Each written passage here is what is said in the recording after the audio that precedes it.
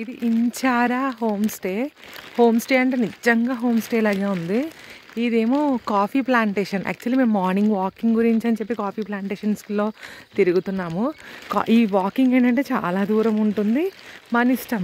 Just enjoy చేయాలంటే enjoy చేయొచ్చు, సగం దూరం వెళ్ళి రావాలంటే రావచ్చు.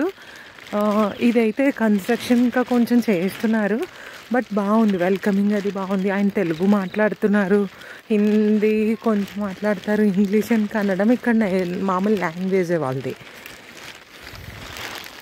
సో ఇవైతే ఫస్ట్ కాటేజెస్, ఇవి 2 కాటేజెస్. ఇవి ఫుడ్ కూడా బాగుంది. యాక్చువల్లీ ఈ చిక్మంగళూరు మొత్తం కర్ణాటక ఐ థింక్ టిఫిన్స్ మీదే బతకాలి. అవి నాకైతే ఆంధ్ర వాళ్ళం కాబట్టి సాల్ట్స్ తక్కువ అవి ఉన్నాయి. ఇది బిల్డింగ్. ఇప్పుడు వీళ్ళ కింద హౌస్, పైన రూమ్స్.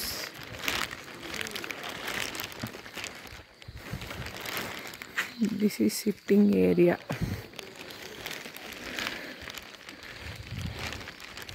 ఇది double bedroom house. So double bedroom house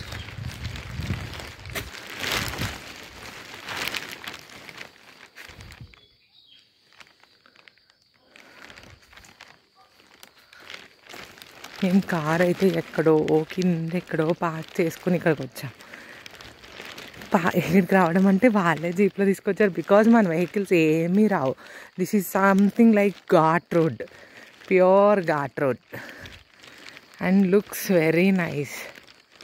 అసలు ఎక్స్పీరియన్స్ చేయొచ్చు ఇక్కడ. ఇంచారా హోమ్ స్టేకి రావాలి అంటే వన్ ఎక్స్పీరియన్స్ మీన్స్ ఒక ఫారెస్ట్లో ఉండాలి, లేకపోతే ఒక ఫారెస్ట్లో మన ఇల్లు ఉంటే ఎలా ఉంటుంది అన్న దాన్ని ఏమంటారు థాట్ వస్తుంది అన్నమాట మనకి. ఆ థాట్ని మనం ఇక్కడ ఫుల్ఫిల్ చేసుకోవచ్చు. అసలు ఎంత బాగుంది nature, beauty of the nature.